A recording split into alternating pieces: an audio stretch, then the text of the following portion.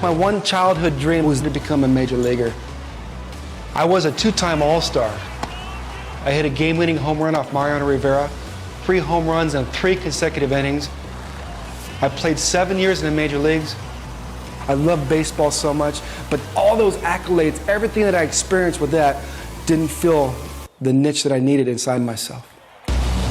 I'm in the prime of my Major League Baseball career, and I make a decision with $20 million in the bank. I quit.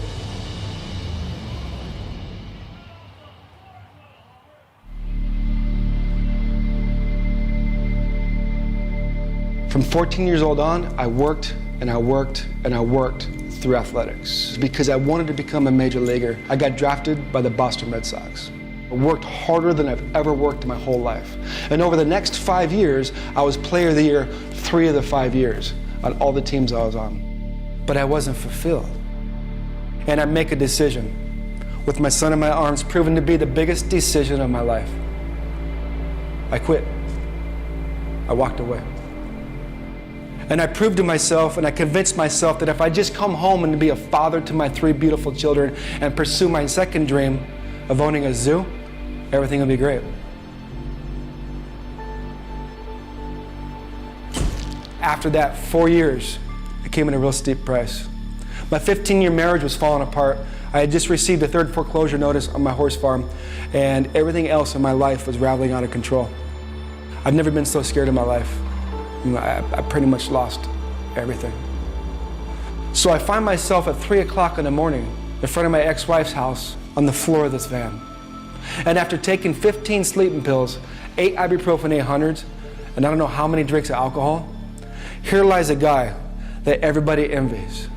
And as the soul's leaving the top of my head, all I can cling on to is that guilt and that shame. And my mind's telling me, just do it. Just finish it. And I asked the Lord to take my life.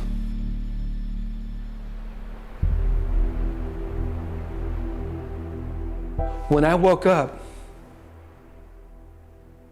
and I had nothing left,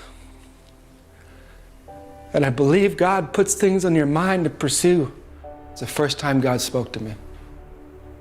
He spoke to me in my dreams. Pick up your cross and follow me. First thought that went through my mind was, where's my horse? And I sat still. I let God talk through the Holy Spirit. When I thought about my horse, I had a good feeling. And to reach out on my phone to find my horse. When my friend told me where my horse was, and reach out to that person, just going with it.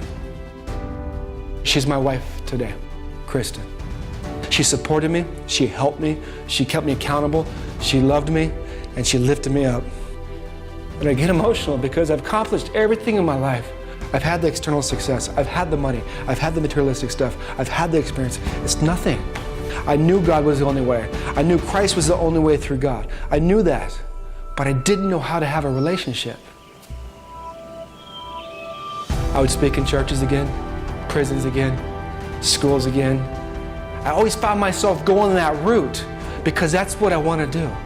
I thought baseball was my thing, but this is my thing right here. I want to speak.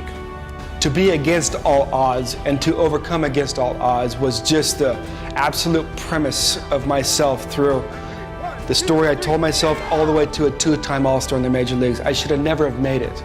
But I always kept it in my mind that I want to be that underdog. I want to help the underdog out there because everybody has a story and everybody has a purpose.